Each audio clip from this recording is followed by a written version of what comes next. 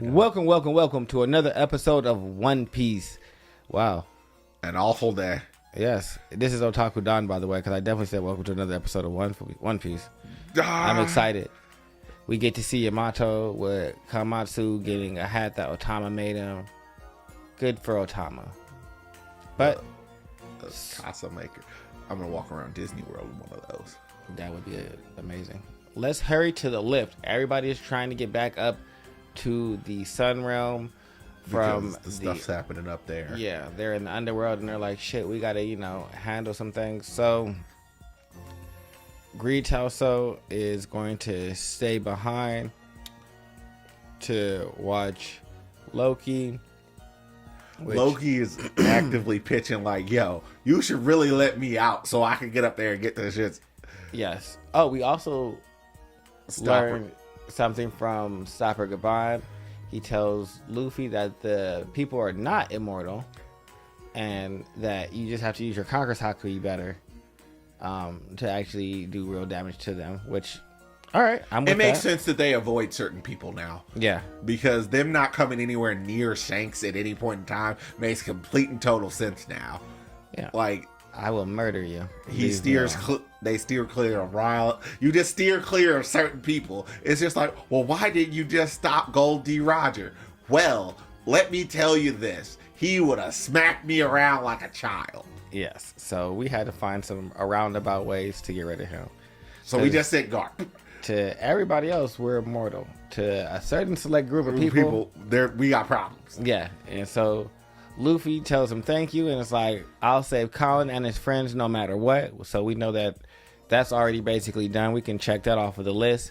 And we have Loki. You're freed.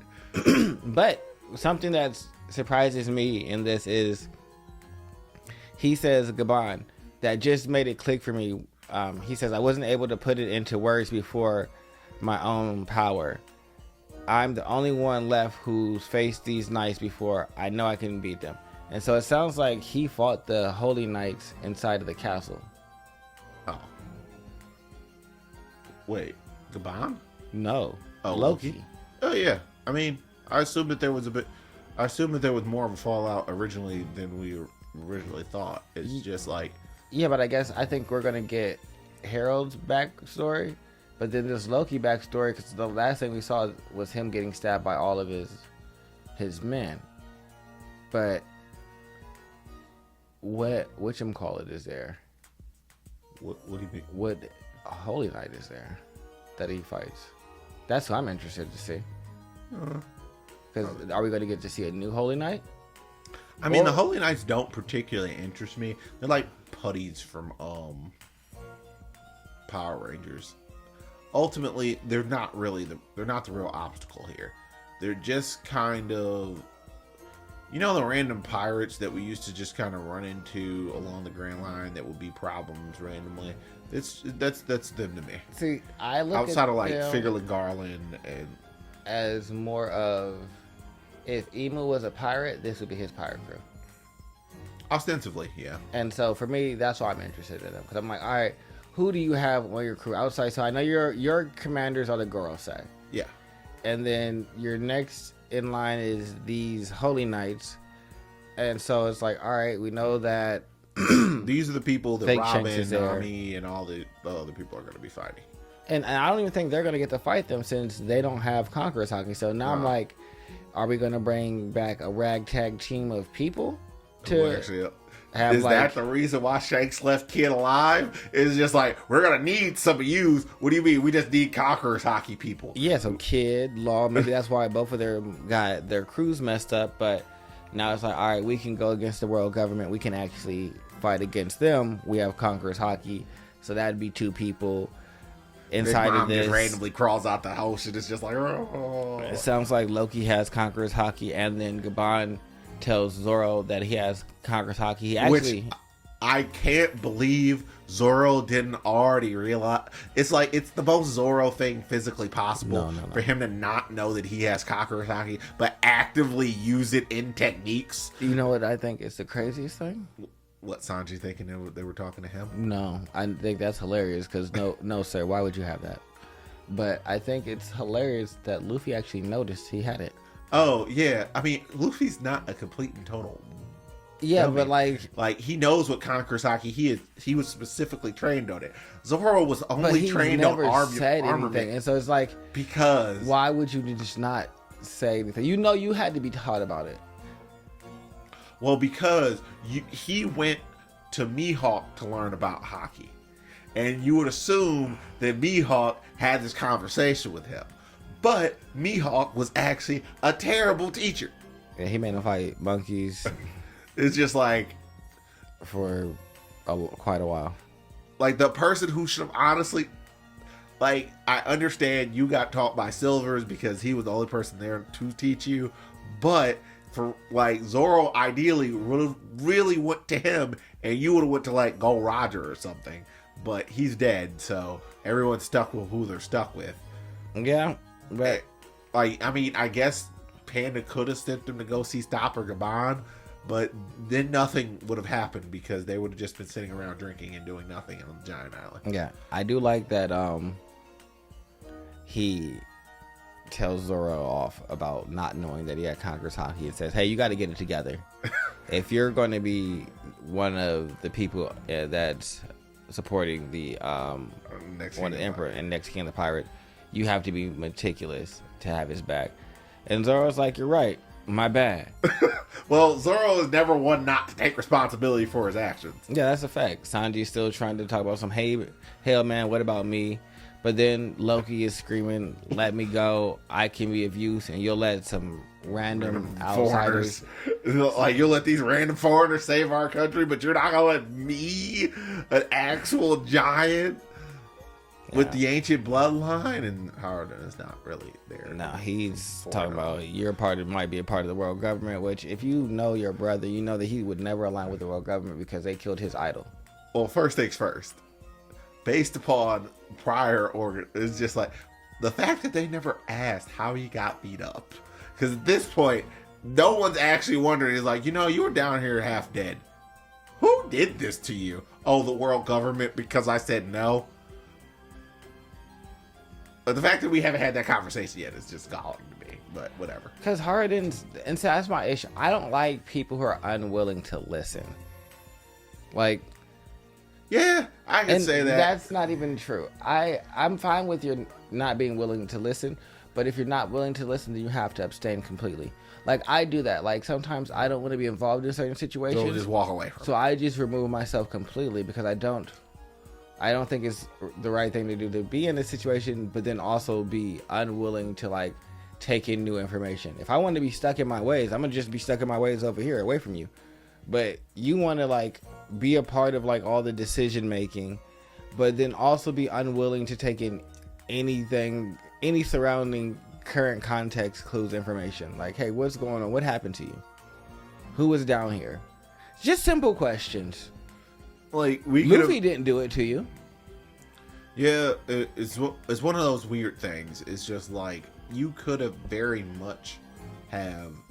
We're also running into argumentative or situations that we, the reader, know that he would not do these things, but he doesn't know because simple questions weren't asked.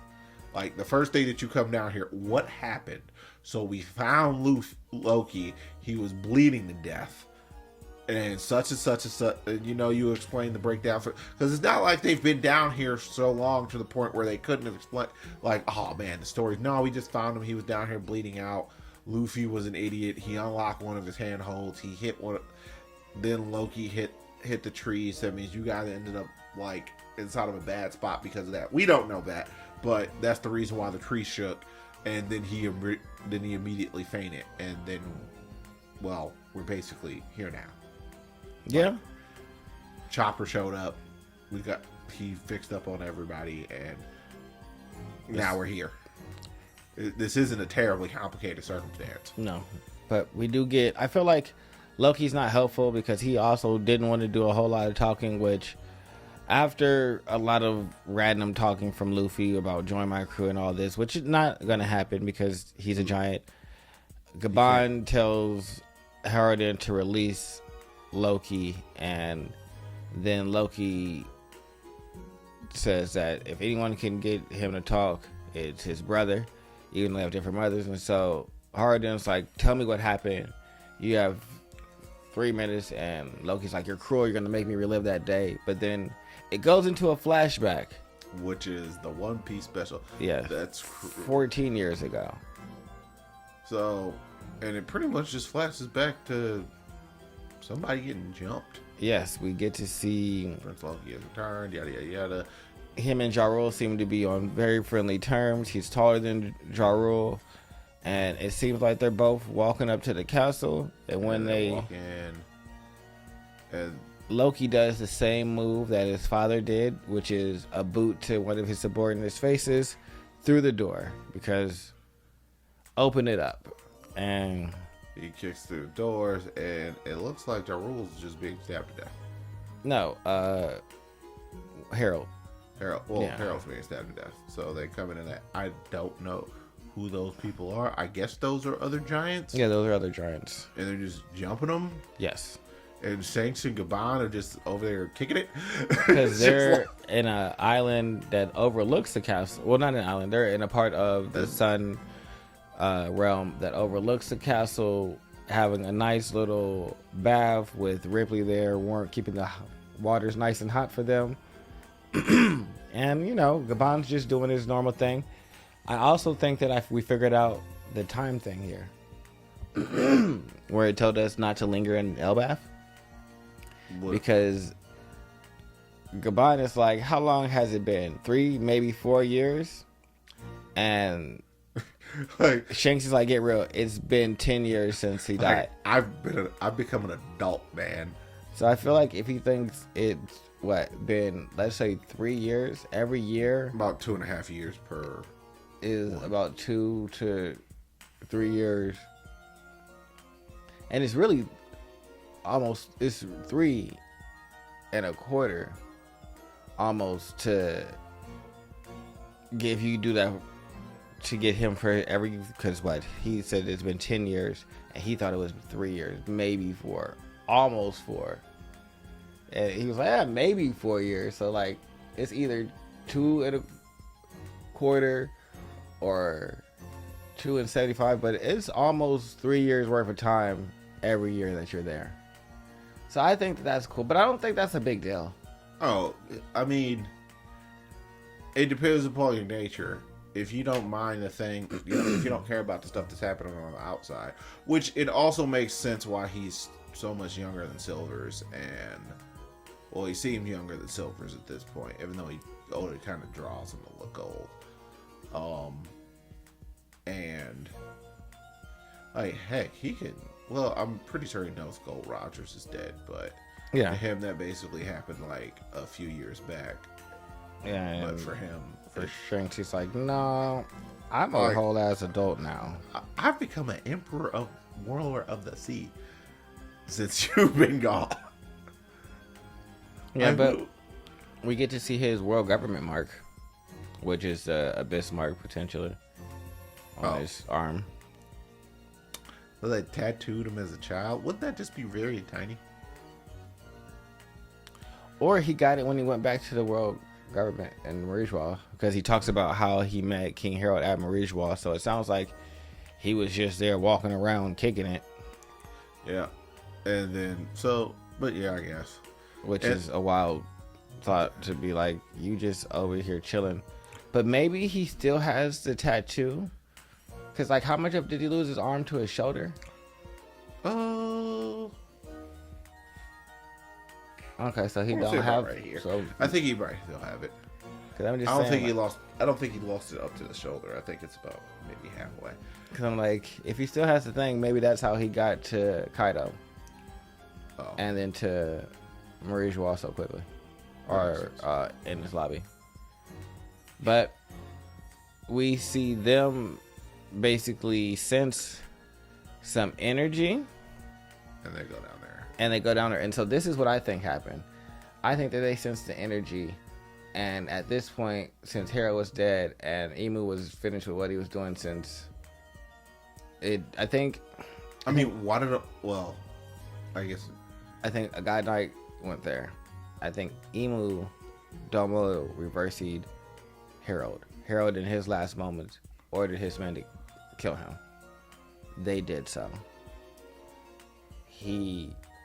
They were walked in on by Loki, who then enraged was like, "Nah, you niggas killed my daddy.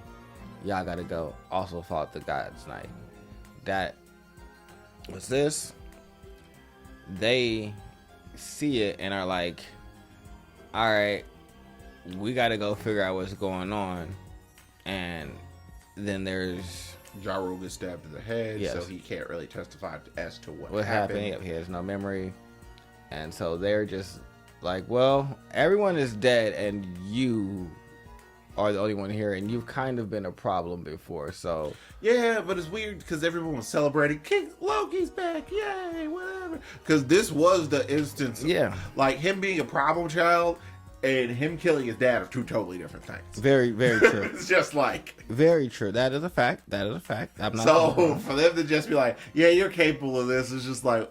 I can kind of understand why he's just like, yeah, screw all you guys. Yeah, it's a wild leap of logic. It's just like, me being kind of a jerk is not the same as me killing my father. Not at all. But we see the forbidden devil fruit that has been passed down within Elbas. But how did this man come to be so highly regarded by his people? A long time ago, 109 years before the present day, if you ask anyone, the scariest thing to see, the giant warrior pirates who also have another group of pirates and warriors from Elbaf with King Hero. His reign at age 45 puts him at the age of 15 in human years. Oh, so it makes me literally 3-1. Yeah, so he kicks one of his commanders or one of the people on his crew through a castle. That is, I will officially say that is not what Loki did to that other dude. He kicked him through a door, not through a hole. Yeah, but they have the same type of energy. I'm not saying they did the same thing, but their energy is definitely similar. Also, them calling him an issue when King Harold's running around doing stuff like this. So y'all were just raised to be a bunch of menaces. But also, he looks so much cooler with his horns in this because his face don't look like this no more. Like this face is where he right here. This is hard. Oh yeah, like young King Harold. This. Yeah, young King Harold is dope. But looking like Hellboy. They called him pure scum. And so I think we're gonna get a story about how King Harold was a menace and about what that devil fruit is, and maybe that will take us back to what Loki is telling Haraldin. There's probably a giant know me, because you know how there's a whole sequence of human fruits. There's probably a sequence of giant fruit because there are people who dreamed about being giants. And my only question though is, whose flashback is this in here? Is it just a narrative fact? Yeah, because Loki's was this one. So who inside of Loki's flashback is flashback? Harold. Is that the narrator just doing that? No, it's Haraldin. Because it definitely like, but just how did that man become so highly regarded? Because they said he was considered like a god of his people. That's what they and he said it was too late that he couldn't talk to him from what Shanks said. So I'm just curious whose flashback this is. Like, who's telling the story? Can't be Ja Rule. No, it's just random Ja Rule members. Look, Ja Rule's probably out there being a menace too. That was probably him being kicked. I wouldn't disagree, but other than that, that it makes sense why people stayed the hell away from Elbaf. If that's what they were expecting to walk up to. Yeah, some good old fun foot stomping. I'm here for it. I'm ready for next week's chapter. There's no break next week, so hopefully we don't have a super long flashback. No, it should be great. I'm alright with this flashback though. Well, I just don't want another Kuma flashback to where there's almost as much flashback as there has been story. And we haven't been on Elbaf for that long. I don't want King Harold's flashback for a while, but if they give me some Loki flashback for a while, I'm with that. I like Loki. Okay. But I don't want King Harold. I don't care about. He's dead. I mean, ultimately, King Harold's. I mean, the description of the whatever devil fruit Loki might have, I guess, is kind of important. Yeah, that's the only thing I'm interested in. Other than that, I'm guessing he got the devil fruit. Yeah, because I mean, he keeps talking about his power and everything like that, and him being like, Nika, and so I'm just like, I need to see like what you can really do, and it can't just be this hammer. I mean, that's all. Kanobo clubs is all we need. I mean, his hammer brings down the fire and shit. So I mean, maybe it is only the hammer, but I don't know. But make sure you guys like, subscribe, and comment below. Bye-bye. Goodbye.